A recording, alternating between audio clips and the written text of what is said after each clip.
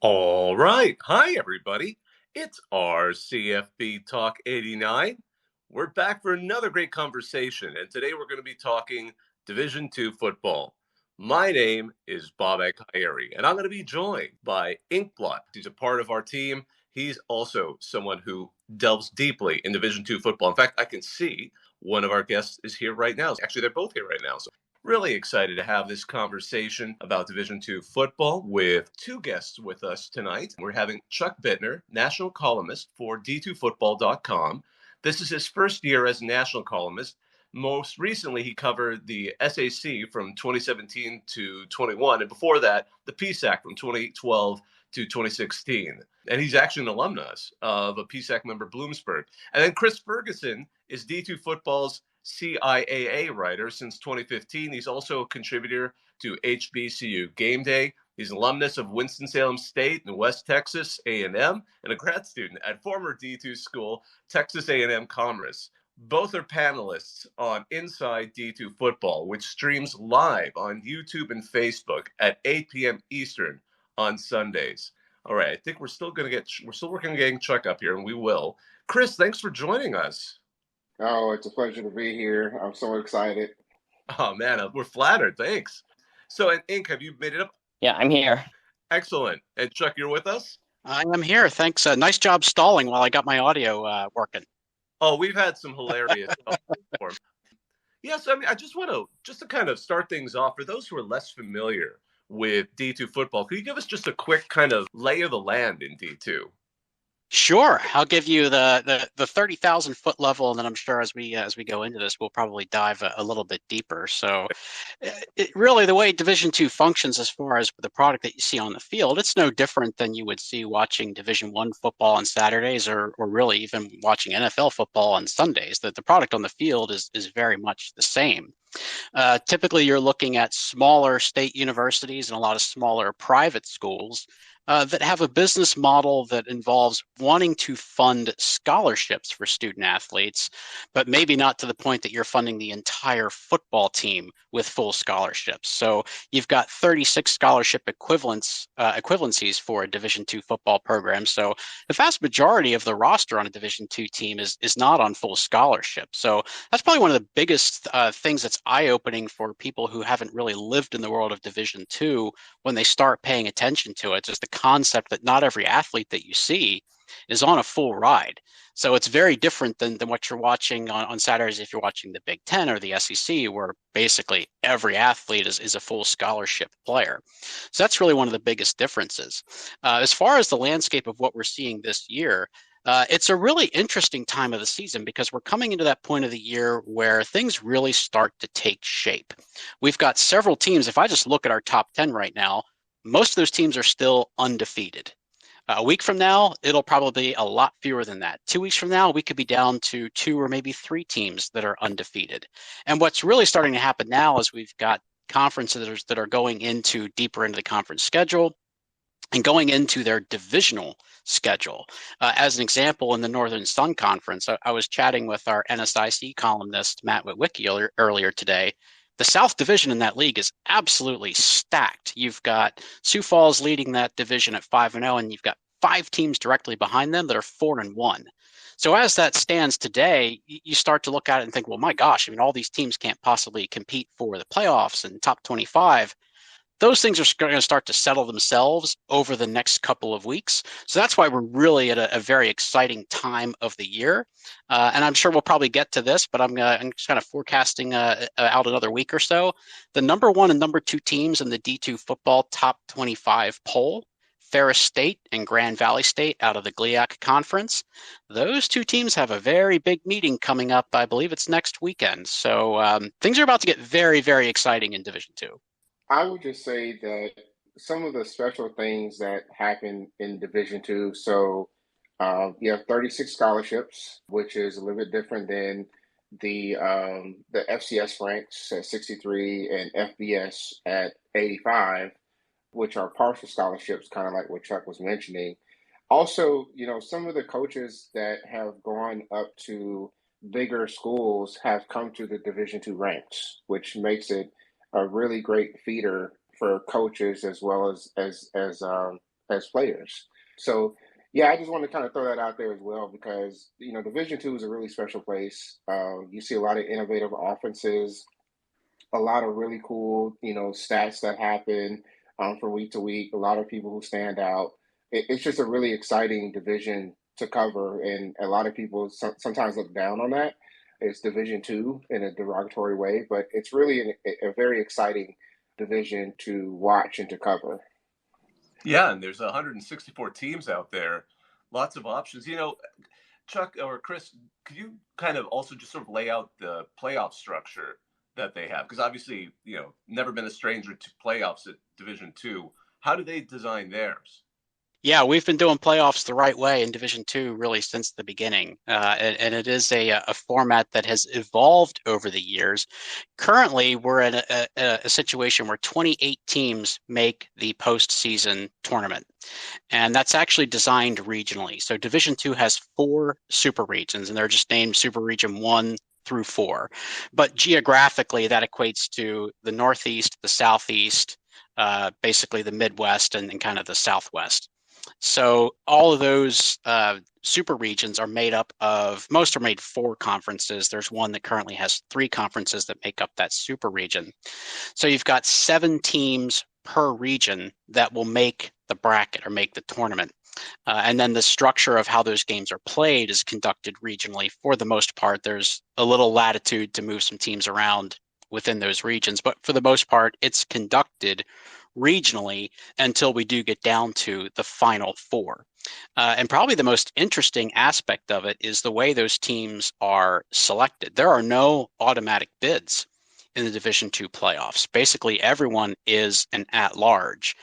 There is a provision called earned access that can allow a team from a conference into the playoffs if they're not actually seeded high enough or ranked high enough to make it on merit. If they're not in the top 7, but they are in the top 9, one of those teams can make it.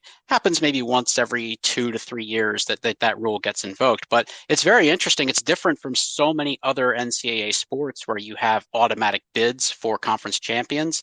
The Division II playoff format does not work like that at all. And I'm probably missing a whole bunch of really great details. So, Chris, if there's anything I haven't covered with the playoff system, I know you and I could talk about it all day long. Yeah, one of the things that they try to do in the playoffs is try to avoid conference members to the extent possible in the first round.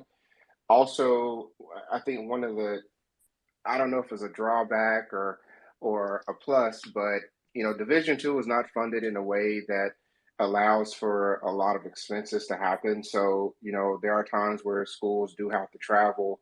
I think it's like 600 miles now, 500 miles. 600, yeah. 600 miles. If it's within 600 miles, they got to take a bus. They're not going to. The NCAA doesn't play for flying, so that gets really interesting because they try to get people to play each other, get teams to play each other as close as possible, while still trying to avoid conference opponents in the first round at least. And that gets really interesting because perennially within the super regions, you do have your stronger conferences. The PSAC, the Pennsylvania State Athletic Conference, is a really good example of Super Region One, where you perennially have 3 to 4 teams that are vying for playoff spots, and you're trying to figure out how do you get them matched up against some of the other conferences in that region. So it's just really interesting. That's one particularly really interesting way of addressing the playoffs. The other thing I just want to throw out is Division Two was doing 7-team playoffs before the NFL was. They copied us.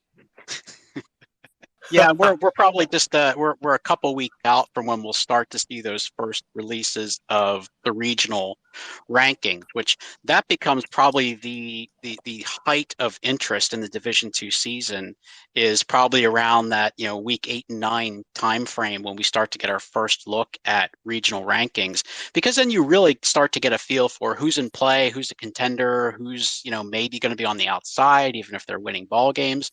That's probably the height of interest in the Division II season is right around that point in time, and that's when we all become mathematicians. at that point, because we're crunching numbers in Excel and looking to calculate strength of schedule and opponent winning percentages and opponents winning percentages, which I know we have somebody actually listening in here who's an expert in how to crack the code on calculating strength of schedule. But that's really when things get probably the most interesting in the season, when we get down to those first couple releases of the regional rankings. Yeah, and I know that one of the awkward things when it comes to strength of schedule is that some of those conferences, they don't even play anybody outside the conference during the regular season. So can you talk a little bit about that and the difficulty of comparing them?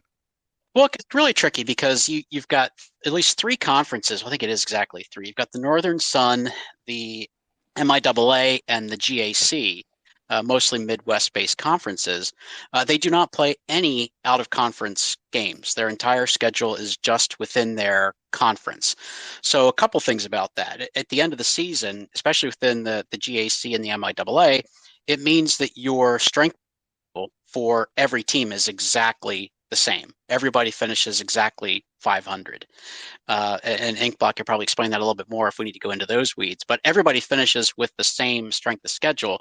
So it becomes really hard to kind of compare those teams with teams in other conferences. And also, when you just don't have those teams competing with each other, you just don't really have a good feel for how some of these teams compare on the field. Versus when you look at something like Colorado School of Mines and the RMAC played a lot of really tough out-of-conference games.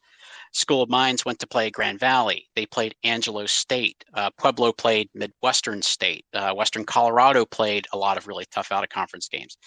So among those games, we kind of start to get a feel for how some of these teams compare and how they match up on the field. So when you've got teams that are siloed just within their conferences, we just don't really know. I was talking about the Northern Sun a few minutes ago. That's a great conference right now. And there's some really good teams in that, but we really don't know what they look like outside of their own conference. And just to kind of stay on that soapbox a little bit more about why out of conference games are important, it's also about, I look at it as from the standpoint of you need to be a good neighbor as well, because we have some other conferences that have really seen their numbers fall off over the years. The GLIAC and the Gulf South Conference really come to mind. At one point, those were pretty big conferences. So it's fairly easy for them to put a schedule together. That's not the case anymore. And it's really tough for the GLIAC teams to even get 10 games scheduled, let alone 11. They have to get really creative. Grand Valley and Ferris State had to really search far and wide to pull together a good schedule. So if you've got more availability from teams in the Northern Sun and the MIAA, we could see some more of those games materialize. And I mean, who wouldn't want to see like a week one game of like Ferris State at Northwest or Pittsburgh State at Grand Valley? So I'm hoping that those leagues will reevaluate their position just competitively, and certainly from a rankings point of view, it would make things much more equitable and give us a better feel for how some of these teams match up with each other. One of the things about scheduling too that I think Chuck's brought out so eloquently is you do have like what is equivalent to like money games or actually having to pay teams to come travel. That actually happened in my league that I cover, where one of the schools traveled north and had to be paid to come up. We kind of saw that with Grand Valley during COVID, where they lost a game because of COVID, and they were willing to travel literally anywhere in the country to play a game because they know of how hard it was going to be to even get another game on the schedule. I mean, that's how desperate things sort of became. And also, unlike the two divisions ahead of Division Two, we really don't have a lot of teams on the West Coast. And what ended up happening there, the Great Northwest, they slowly but surely you had some teams that dropped football. They ended up creating, from a geographical standpoint, like this mega conference in terms of distance, but the Lone Star Conference absorbed those teams. We're talking like Simon Fraser in British Columbia, Western Oregon, Central Washington, who's had some runs in the in the playoffs. So scheduling is one of those things that are very interesting. Also, you do have instances where teams tend to go play some of the FCS schools as well. And what's unique about the Division two structure is that for the playoffs, only Division two games count. So, we've had like Lane College and HBCU in Tennessee defeat Tennessee State, an FCS school. It doesn't count. I know Ferris plays, it was in Montana next year, and that's pretty exciting to see, but it's not a game that's going to count for the playoffs, win or lose. So, teams are getting very creative to play, and it would help if those three siloed scheduled schools did not have that schedule set up, because there are teams that are certainly willing to travel. Kris, you kind of touched on this. I know you cover the CIAA. How, there's a couple questions, because obviously there's some strong teams. Virginia Union appears to be a leader in the conference. I know Bowie State historically was the stronger team, and last year they really kind of demonstrated. What's the lay of the land right now in the CIAA? So the CIAA has 12 teams that play football. It's a very wide disparity in terms of conference. And a lot of that is just because, historically black colleges in general have less resources than a lot of their peers, and even within the same state or with, those who they compete against. So those resources tend to be funneled into basketball because they tend to do very well in men's and women's basketball at the Division II level. But in football, what you kind of see is a situation where you have a team that has a run for 1 or 2 years, and then they kind of fall back to the middle of the pack because, you're really trying to find a gem. You're also trying to find a player who actually kind of fits into the culture, the HBCU culture, kind of understand that things are not going to be maybe as glamorous as they may be in other schools, but there's a lot of culture, there's a lot of tradition that you can have and have a very enriching college experience at the HBCU level. So, I made a post a couple of days ago about how teams have sort of fared in the top 25 in Division II since 2006. And I think really HBCU sports in general sort of really took notice when Winston State had their run in the early 2010s. They actually made the national championship game 2 years, well, really 3 seasons after aborting an attempt to Division I, to the FCS ranks. And I think after that, even predating that, I would say, you had some really strong Tuskegee teams that really didn't get a chance to play in the playoffs from the SIAC. But after people realized that, HBCUs really can't compete on the national stage, you start seeing, Virginia State had 2 opportunities to be in the playoffs since 2014, has won a playoff game. You had Bowie State, who's had numerous opportunities in the playoffs and have won multiple games in the and hosted as well, and hosted, not just getting in, but hosting and actually winning those games. And so I think Virginia Union is probably the latest iteration of that from the CIAA. The SIAC, the historically black conference, has a pair of teams as well that are undefeated at the Division II level, Benedict and Albany State, that also may have opportunities to win some games. And then you've got some one-loss teams in both of those conferences, Virginia State, Fort Valley State. So it's just making things a lot more competitive, and it's just really great to watch. Kris, I have a quick follow-up on that. How, and I'm not sure quite which direction to phrase it, but how important is D2 football to HBCUs that play it, or how important are HBCUs to Division II football? Well, I think that it's really important from a number of different standpoints. So, at the Division II level, you have a lot of smaller private schools, and football is definitely a way to recruit individuals to come to that school, for one. And so some of it can be literal survival.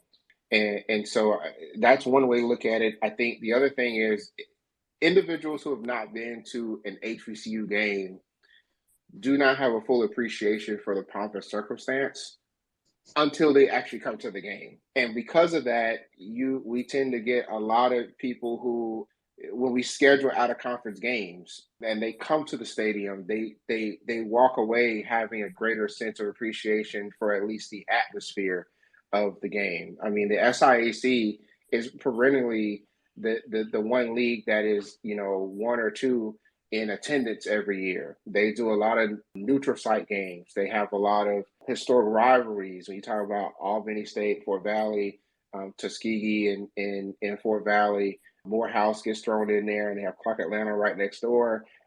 And then, even like this week in the CIAA, you have Virginia State, Bowie State, and homecoming, which is very high stakes. So there's just so much that goes into the atmosphere that it just only adds to how special Division II football really is. I know we've also talked about stadiums, so I have to kind of throw out there that, like Winston State has the racetrack around their stadium. Oh, yeah. It's awesome. Yeah, so you just have so many just different things that HBCUs sort of bring to Division II football. And I would add to that, again, talking about how special Division II is, because of the way it's structured and because of the playoff system and the regionality of the playoff system, those schools, those HBCU schools, all have the same opportunity to compete for championships that every other school has. And I will also say, just to echo what Chris said, if you ever get the chance to go to a homecoming game at an HBCU campus, particularly one that's winning and playing really well, you will have a great time. You absolutely will have a great time. I do want to just throw out there that one of the trends that I've been watching lately has been how the HBCU players sort of stack up individually against their peers from predominantly white institutions, because the Division II has its own sort of Heisman trophy, and it's called the Harlan Hill Trophy. And that trophy, there's a lot of talk about, who deserves that trophy. There's a lot of stat watching. There's a lot of games watched. And one of the things that I just want to throw out there is, HBCU players have had an opportunity in recent years to be recognized for that trophy and be very highly ranked finalists. A few years ago, we had a quarterback, Amir Hall, who 2 years in a row finished top 5 in all of Division II for passing yards. I think he was actually leading in passing yards in 2017 until Luis Perez, who was the actual winner from A&M Commerce, passed him in the playoffs. And this year we certainly have that opportunity, given the pace of Jada Byers, who's the running back from Virginia Union, who leads all of Division II in rushing yards, touchdown scored, and all-purpose yards at this point in the season. So it's just one of those things that there is talent at the HBCU level. In Division II, we've seen some individuals go to Division I from HBCUs and do pretty well. So it's just those are two conferences not to be overlooked. And I know that one team that has been hard for the SIAC and the CIAA teams to get past in the playoffs is, of course, Valdosta State. And this year, Virginia Union goes there and beats them in week 1. But then Valdosta State has been looking pretty shaky since then, with their close win over Shorter, who is usually near the bottom of the conference. And then this week they get blown out by Delta State, 70-31. So what is going on with Valdosta State? Yeah, in the 10 plus years I've been writing columns for D2, I always try to focus on positive stories and stories and events and games that can really create positivity around it. But there's just no doubt that Valdosta State at this point in time is one of the stories of the season. And unfortunately, it's in a negative way or a negative connotation, because this is just not at all what we expect from Valdosta State. They're not the team that we expect to see. The defense is literally the worst defense in the Gulf South Conference right now, and that's really not debatable. And it's very shocking, because it's just not what we expect from a team that generally is among the most talented in the entire country. That said, we did see signs of this starting to materialize last year. I mean, they got blown off the field by West Florida late in the season.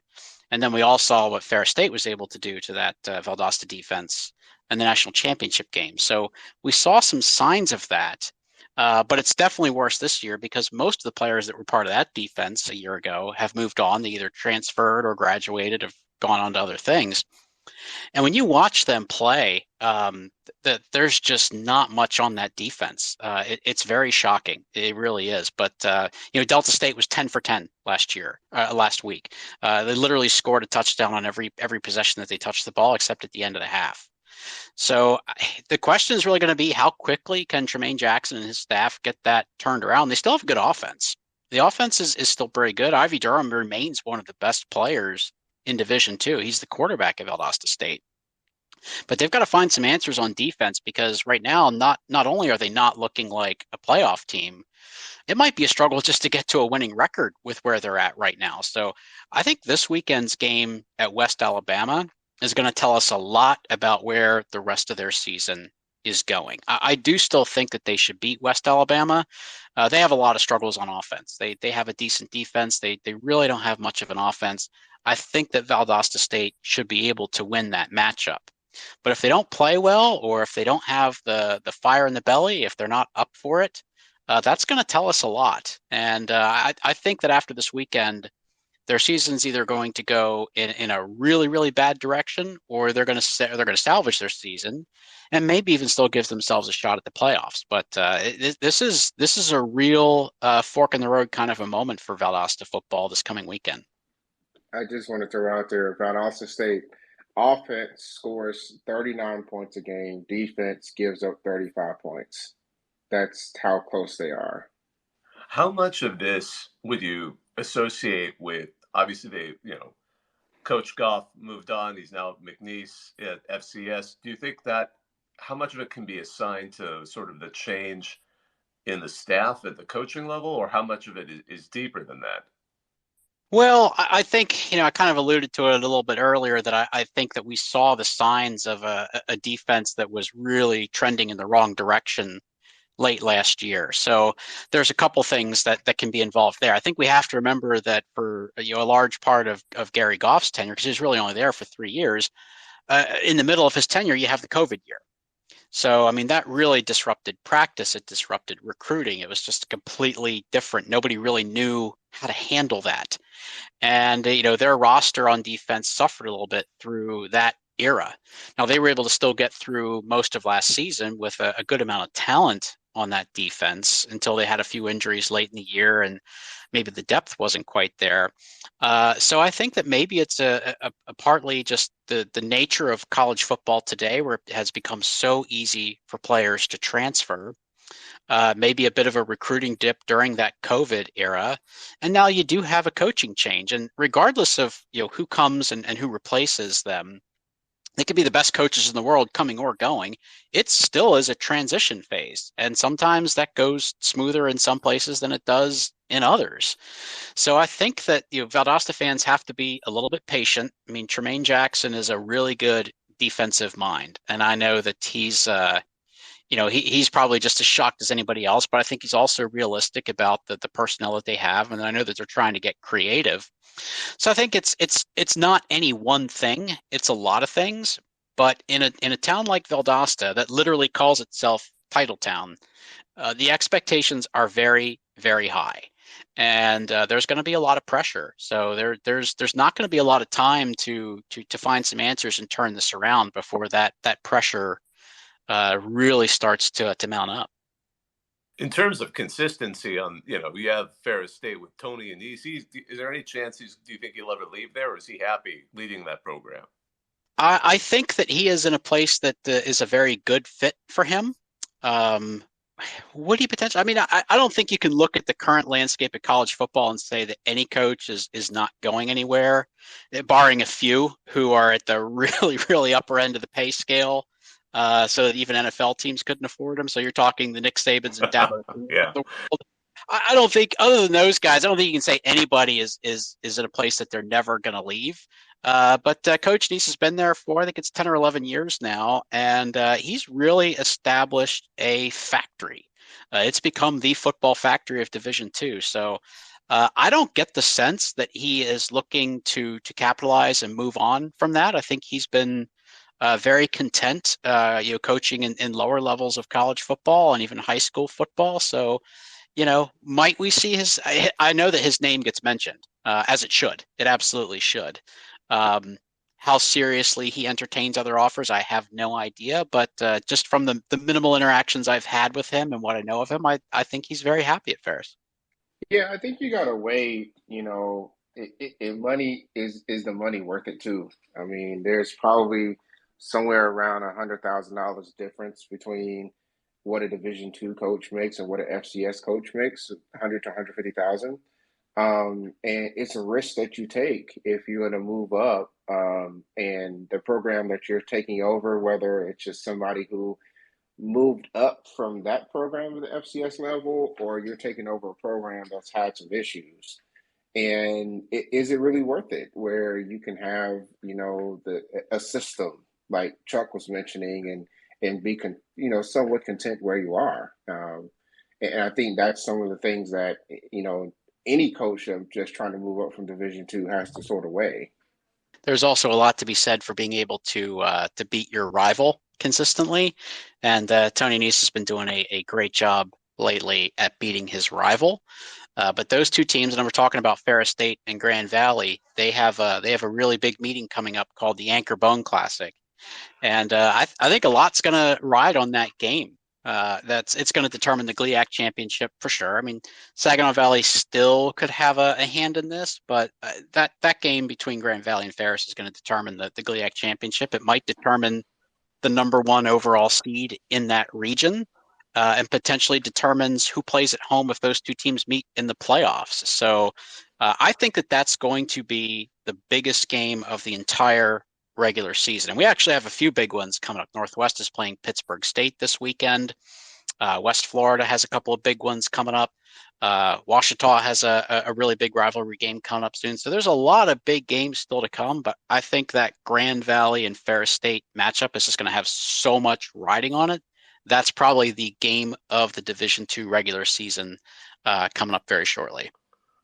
I know I've been hoping Game Day will pick them last year, and maybe this year. I mean, it's difficult. They keep picking programs they haven't done before, but I'd love to see, ESPN Game Day pick a major D2 matchup. And I remember last year there was kind of a push, a bit of a push to try and get them to cover that game, because the Anchor Bone is such a big game, and especially now with both teams doing so well. I'm biased, but they missed an opportunity. ESPN really missed an opportunity last year, because the time to do it would be when both teams are really, really good, which they were last year and they are again this year. And with all due respect to Ferris State, the time to do it would be when it's at Grand Valley.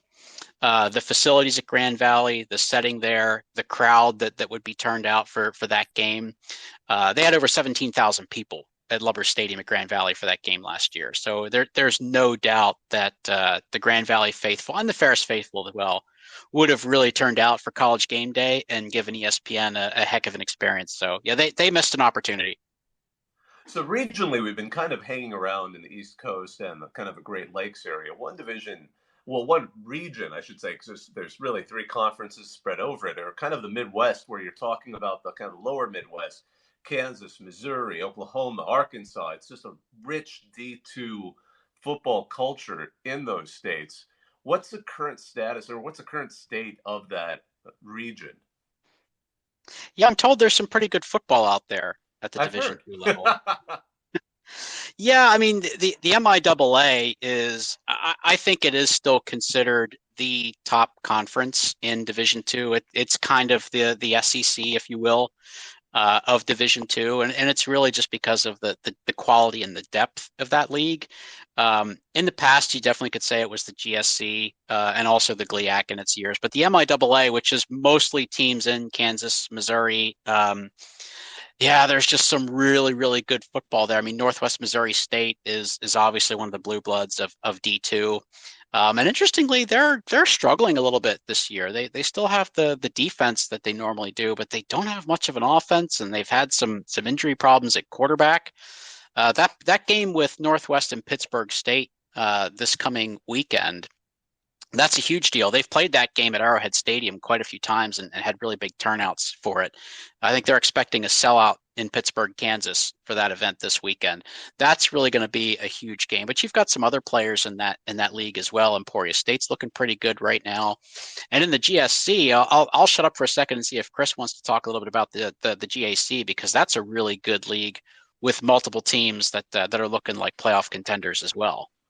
Yeah, the Great American Conference, which is a conference that covers Arkansas and Oklahoma, is one of those silo conferences. But even when they get to the playoffs, they tend to have some really exciting results that come out of their teams. And the two in particular, the two heavyweights are Ouachita Baptist and Harding. And Harding is fun to watch because they run a version of the option offense, and they run it religiously. It's always kind of said that, if they complete more than 3 or 4 passes a game, things are not going very well. They might lose the game. They're great to watch. They actually have already played this season, and Ouachita won the game. And they kind of run a similar offensive system in terms of a unique way of running a option system. So they're going to be a very tough out when they get to the playoffs, and I wouldn't be surprised if Harding made the playoffs as well, because those are just the two week in and season in, season out that really are at the top of that conference. After them, you're kind of looking at someone like Henderson State, another team that has made the playoffs in recent years. And Henderson and Washington are right across the street, literally from each other. Have a very intense rivalry. They don't even need to take a bus. They can just walk to the other person's stadium, and you can actually watch or see the opposing team stadium from the other stadium. They're kind of here playing a little bit of spoil this year, but they're also another team to watch out in the Great American Conference. Yeah, and I think if you venture a little bit further south into Texas in the Lone Star Conference, that actually gets into Super Region 4. Of course, we all know about high school and college football in the state of Texas, and they certainly have their share of really good Division II programs as well.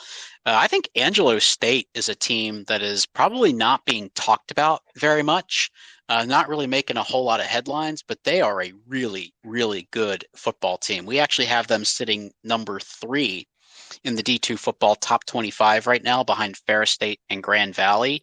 That's a team I am really going to be watching for as we get later into the season. I have them, I'd projected them to win that bracket in Super Region 4 at the start of the season. And I think to this point, they look every bit the team that can do that. And then you have a really kind of interesting story in that conference with Texas A&M Kingsville, currently at 5-0. They've been through some really rough years recently. And when I first started following Division II about 20 years ago, Texas A&M Kingsville was one of the teams. Like, their name was out there all the time. They were always a threat in the playoffs. Really one of the best teams and best programs in the country at that point. And they've been through some lean years, through like the 2010s and up through really through to this season.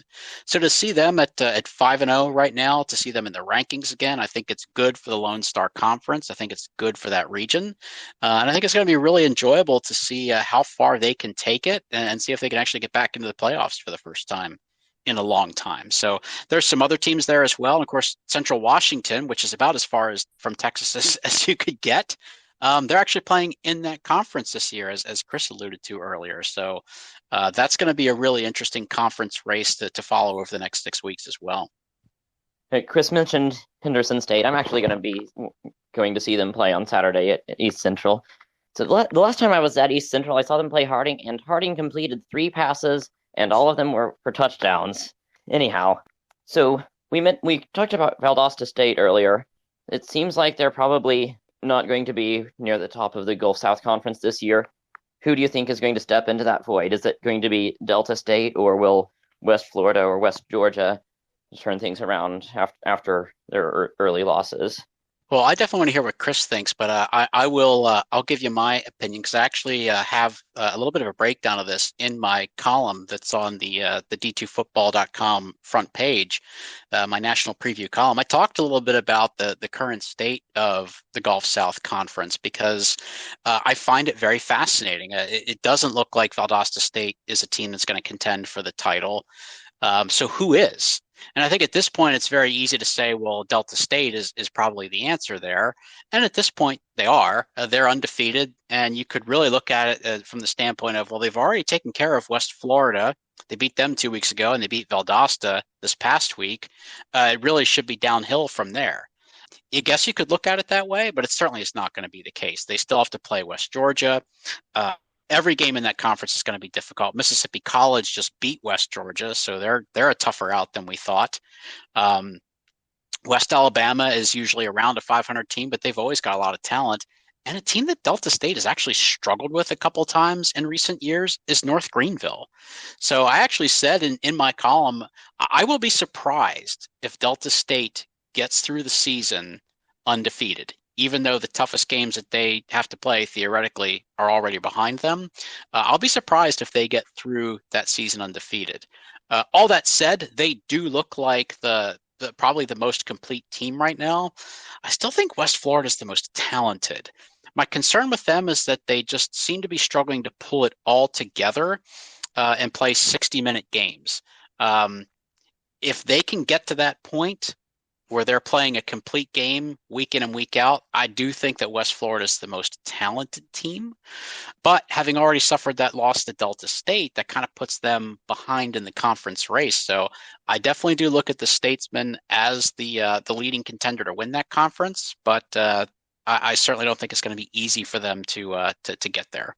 Yeah, in recent history, the the team that wins the Go South is they run the table, and I think that things seem to be a little bit more even at the top. There's a little bit more parity at the top this year than in prior years. And so, actually, right now, if you look at the Gulf South standings, there's Delta at 2-0 in the conference, and Shorter at 0-2, and everybody else has won a game and lost a game in conference. And Delta has been kind of sleepy the last couple of years, and so have they been building up something to where they can be that next Gulf South team to run the table in conference? Kind of remains to be seen. I agree with Chuck. West Florida is, probably the more talented team, but they've got to pull it all together. And that's been a little bit of a struggle in the last couple of weeks. They really struggled against North Greenville, even though they won that game. And then, West Georgia has just sort of been this kind of they just been there, like close, but they just haven't found enough to get over the hump to take to get to the top of the standings in the last couple of years. So, but they have a championship winning coach, and that they're going to leave it all out on the field, and they have a really good offense, and maybe Mississippi College is just more of a blip because they run again an option offense, and it's something you don't prepare for every week. So it's going to be really interesting to see. I don't think that the winner of the Gulf South makes it through unscathed in conference play. But if I have to say, is there a team that's at the top right now, I'd have to agree with Chuck. It's probably Delta State at this point, who did, by the way, defeat West Florida in overtime. Just wanted to do a quick station ID. You're all listening to our CFB Talk 89. We're here talking Division II football with Chuck Bitner and Kris Ferguson of d2football.com. Guys, I want to respect your time. It's been about 48 minutes. If you guys are still available, I know we've we definitely have a few more questions for you. It's been really interesting. Yeah, I can go a little longer. All good. Excellent. So kind of sticking with the Gulf South Conference, why was West Florida so successful so fast? Well, a couple of things. A couple of things. So, West Florida is in an area that doesn't have a lot of homegrown college football. You have to go to Alabama to get to like South Alabama, who's a FBS school now, and then you'd have to go all the way to the east to get to Florida State. So they're sort of in this Florida Panhandle, kind of to themselves, and UWF is not a small school. It's got over 10,000 students. Between that and having some pretty big donors in the area, um, and bringing in Coach Pete Shinnick, who also had experience in basically getting a program up and running. He did the same thing at USC Pembroke. There was just a lot of, foundational pieces that were available to him to get things going pretty quickly. Florida is still a pretty talent-rich state. There's a lot of players that they have gotten from the state, from like Central Florida, for example, that has really helped them out. And then they have access to Mobile, to the Mobile area, which also has a lot of talent too. So they're just in an area that I would say is a gold mine, and they have really mined that. Pensacola also has really good football too, at the high school level. So, and they've had, I think, a high school state championship in the last few years. So, all of those things kind of come together that gave West Florida an opportunity to kind of make it at that higher level, and they've certainly taken advantage of that. Yeah, so Chris is right about everything he said, and in one word, it boils down to talent. They did an exceptional job of being able to find and bring in talent. They have a lot of players on their roster that played Division I football. And that makes a huge difference when you have that much talent on one roster. And Pete Shinnick has to be given a lot of credit for the way he's able to bring in players who've been in lots of other programs, in lots of other systems, and get them to come together as a team in such a short period of time, because he's almost repeating that same process every year, because they have a lot of players that come in from other institutions who've been in other coaching staffs, they've been in other programs. It's almost a process that you're repeating every year. So the way he's able to get these teams to come together as quickly as he does and put the quality of product onto the field is pretty remarkable. That's definitely a name that athletic directors at the Division I level should be thinking about and looking to, particularly if it's a program that they're looking at starting from square one, building a program from the ground up. Chris actually mentioned this is not the first time that he has done that. So it's a combination of many factors. Exceptional coaching is certainly a part of that. When we're talking about talent-rich areas, this kind of does lead to something that was touched on a bit earlier, the complete absence now of Division II in California and the Southwest, but it's particularly California, which is always a talent hotbed. What could be done, or is it even possible for Division II to reestablish itself in that area beyond the pocket that is up in the Pacific Northwest? But is it possible for D2 to make it there again? I mean, we heard like Simpson College wanting to join the NAIA, and we'll see how, or Simpson University, pardon me, didn't mean to change that name, but I mean, even then, I mean, there's such a lack of it in the state. Can it be changed? I don't know. I mean, there are a lot of Division II institutions in California. There's just no Division II football.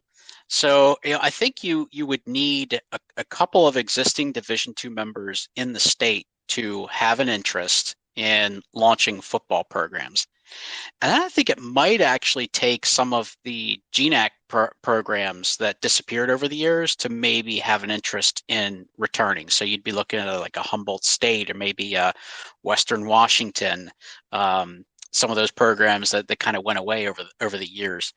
Uh, it can be done. There's a cluster of Division III football programs actually in California, and if you look at the pinpoint distribution of Division III, it's almost entirely Northeast and a little bit in the Midwest. And you have a few down in Texas and a little bit in the south central part of the country. And you've got this tiny cluster of Division III schools in California, and they're able to make it work by playing a small conference schedule, and then they're able to play some NAIA programs there out west. So it definitely could work, but I think it's going to take more than one institution that says we want to play football. I think you're going to have multiple that kind of come together and say we want to have a conference out here, and it probably would be schools that make up different conferences today that might need to come together and say we want to play football. And of course, in Division II, you have some flexibility where, if you want to field an athletic team in a sport that your home conference doesn't sponsor, you could have an associate membership in a different conference. So it's possible to do it, but I think it's going to take more than one institution kind of coming together and deciding we want to have football out here. And right now, I don't see the interest there. It's really interesting too because, California has a pretty rich JUCO circuit. There are a lot of schools that actually, Division two schools that actually go out to California and recruit in the JUCO space. I wonder if maybe that is also part of the reason why Division two hasn't really worked as well, just because some of those individuals can go to the JUCO level as well. That was just something I've always sort of pondered as a potential hurdle too. That's a great observation. There's more. I mean, after the kind of pre-pandemic shakedown where the Arizona JUCOs all closed, or most of them did, or at least for football, I should say, the programs did. California now, I believe, has technically one or two more JUCOs playing football than the rest of the country combined. So that was a great observation. I didn't even think about that in terms of what could be sort of eating up that talent. I mean, I grew up in California, so yeah, I know. I mean, my hometown had a college football team. Just it seems like every small town in the Central Valley does. What area we haven't touched on? We've talked about the super regions, touched on every single one except for Super Region 1. So in the Northeast, what's the outlook there right now, just so we can be kind of completist about this? Well, so Super Region 1 is that's sort of my home region, although I lived in North Carolina for several years. I grew up in Pennsylvania. I went to a PSAC school. So it's sort of my home region, and I've been to football games at nearly every Super Region 1 school. So it's very near and dear to me. Historically, the region is I won't say dominated because I'll definitely make some enemies there, but the PSAC is typically the conference that will have the most playoff participants in the league and has a long history of winning that region. We've certainly seen success come out of the Mountain East. Notre Dame College, which is based just outside of Cleveland, in the Mountain East Conference, they've had an extremely successful run over the last 5 or 6 years. That's certainly looking like the case again this year, that they're going to be the class of that league, and they do look like a playoff caliber team. They will probably be the only playoff participant out of that league, the Mountain East Conference. The Northeast 10, which is mostly New England schools, that again is probably going to be a one bid league into the playoff. And New Haven looks like they're likely to repeat as the conference champion and likely to make it back to the playoffs. It's still possible that there could be a second team out of that league that makes the playoffs, but it'll probably take a little bit of craziness in the PSAC in order for that to happen.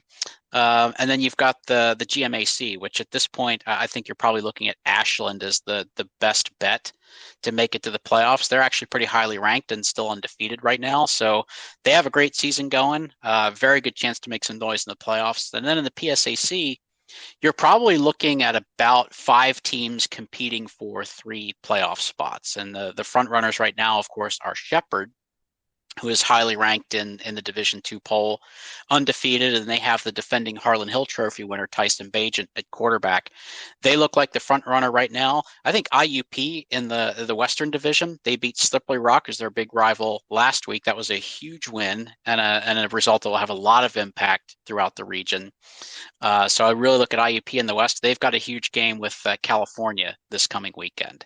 So, and Slippery Rock is certainly not out of it yet either, nor is Kutztown, who was in the playoffs a year ago. So I think you're probably looking at about those 5 teams. In the East, it's really Shepherd and Kutztown. And in the West Division, IUP, Slippery Rock, and California. I think among those 5 teams, you're probably looking at 3 playoff bids there. So it's going to get really tight towards the end of the season. I'd just throw in there that one of the interesting things about Super Region 1 is there's been, a couple of years ago, there was a lot of change in the way that the super regions were constructed, as in they changed conferences. So the CIAA used to be in Super Region 1. It moved to Super Region 2 where it was back in the aughts. And in its place, they was the Great Midwest, who is a collection of schools that include schools that used to be in the GLIAC now competing. So it is really interesting to kind of see how they are now competing for different spots in Super Region 1 playoffs because, yeah, the PSAC has sort of reigned supreme for some time. But I think we're going to start to see a little bit more action out of that conference for multiple playoff spots in the future. So one question I wanted to ask is, which one of you has visited more Division II football stadiums? Chuck. That, wow, you're immediately deferring to me. I think your count's probably getting up there, but I've been to. It's very close to 100 Division II school stadiums that I have been to. I think I've got to recalibrate because there's a couple. I have to reshift every year when some schools reclassify, but it's very close to 100.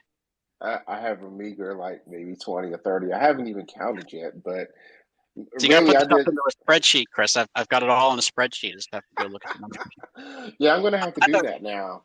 I don't know what the total is for. I think for all divisions, it's somewhere around 250 to 260 stadiums that I've been to. That's impressive. You're like, I mean, there's so many people out there who would put that on their bucket list to be able to say they've been to that many stadiums to see games too. I mean, that's incredible. A lot of those have been, just stop and see a stadium along my travels. It's funny how those hobbies just sort of naturally evolve. Living in Pennsylvania for several years, I used to road trip to Florence, Alabama, where the championship game for Division II was for a number of years. And we would make that trip, my brother and I, and sometimes my dad and I, and we would stop and see stadiums along the way, and then just sort of evolved into this hobby. So now, anytime I travel anywhere, I've got to stop and make sure that the route's going to pass a few football stadiums. And I think Chris has caught that same illness recently. Yes, I have. Factual. I love it. Yeah. As we kind of slowly wrap things up, there's sort of some kind of quick, fun questions I also wanted to ask you. Well, first of all, what game has got you the most excited this weekend? I was going to say for me, certainly Northwest Pitt. I mean, that's just a huge rivalry game. And there's a lot riding on that game. One game that I'm looking forward to seeing, hopefully in person, is Virginia State, Bowie State. Because they're such fierce rivals, and there's just so much riding in the CIAA North this year with trying to keep up with Virginia Union, and so and there's a lot of storylines behind that particular game, only because Virginia State's head coach used to be a Bowie State head coach, was a Bowie State football player. The offense coordinator for Virginia State is also Bowie State former quarterback as well. So there's just a lot of just angles to kind of approach it, and I think it's just such a big game. It's going to be fun. And I'll throw in one more plug on my my Around the Nation column on D2. I've actually got 10 games that I highlighted, so I'll just pick out a few real quickly. Pitt Northwest is one of the most anticipated games of the entire Division II season every year, and there's a lot at stake, as there usually is. So I'm very excited about that one. And in Super Region 1, I've got IUP at California, a game I alluded to a few minutes ago. IUP is ranked. They call that game the Coal Bowl because it's Western Pennsylvania. It's in a very blue-collar coal region. So they call it the Coal Bowl. California's actually kind of dominated that series more recently, but I think IUP has a really good chance to go win on California's home field, which the Vulcans did to them last year. So I have IUP as a slight favorite in that. I think it's going to be a really competitive game, and I am hoping to be there for that on Saturday afternoon. So if someone out there wants to check out D2 football this weekend, would those be the games you'd pick? And I say that knowing that, in effect, you're probably going to jinx whatever game you pick to unexpectedly be a one-sided blowout or have massive audio-visual issues. We had that happen one time. We before the season for NAIA began, we had one of their guys come on here, and the game he picked, he wrote me in a direct message on Twitter. It's like, of course the game I picked is offline, because they're having problems right now. But that aside, what would be your pick for someone who wants to check out some D2 football this weekend? Well, the one you would want to watch that's really going to give Division II a great representation is Pittsburgh State and Northwest Missouri. Now, if somebody had an interest in watching that, the MIAA does have a pay-per-view service, so it would not be free to watch that. Don't get Chris and I started on that, but that will be behind a paywall. Cal and IUP will be available on the PSAC digital network at no cost. And I'll throw out a couple of others that could be viewed at no cost. Minnesota State at Wayne State on the NSIC digital network is a big game that I'm watching for. And if you happen to have a FlowSports subscription, which FlowSports has really become a great go-to streaming service for a lot of Division II conferences, Ferris State at Saginaw Valley should be a very big game and a very well-attended one that should really be a good representation for Division II as well. I'd also throw out there West Florida, West Georgia, too. For sure. Oh, yeah, for sure, because we're going to see which one of those teams can get that, kind of turn that season around. Before we do say goodbye, could you, each of us, tell our listeners where to find you? Well, Chris, not like your house. I mean, Chris is hard to pin down. He travels all over the place. You're never going to find him. I live in my car by the levee. You can find me here on Twitter at D2KFerg is my handle. I also have the same handle on Instagram, where I post like videos, pictures, things like that, share a lot of information. And then I also write columns for HBCU Game Day. From week to week, I probably write at least one column for them. And then also I write a column every week on the D2Football.com website. Yeah, Chris and I are both very active here on Twitter, especially when we got games going on. I'm at D2Chuck on Twitter, and of course, all of the content that we put out, we've got a whole cast of columnists that write about the various leagues. Anybody who's kind of new to Division II, learning about it, needs to discover more, D2Football.com is your source. It is your hub. We have a message board where you can interact with other fans. And definitely make sure to check out Inside D2 Football on Sunday nights. We stream that on YouTube. You can also find it streamed on Facebook and Twitter as well. That's a live show that we do, and people are welcome to join and interact with us just as we do here. And we're always talking Division II football. Well, thanks, guys. This was a really good conversation. It was fun to hear about D2 football, and I know Inkblot actually mentioned you two as being really active when we wanted to kind of get a better understanding of what was going on in D2 on Twitter. So we just wanted to thank you both for joining us.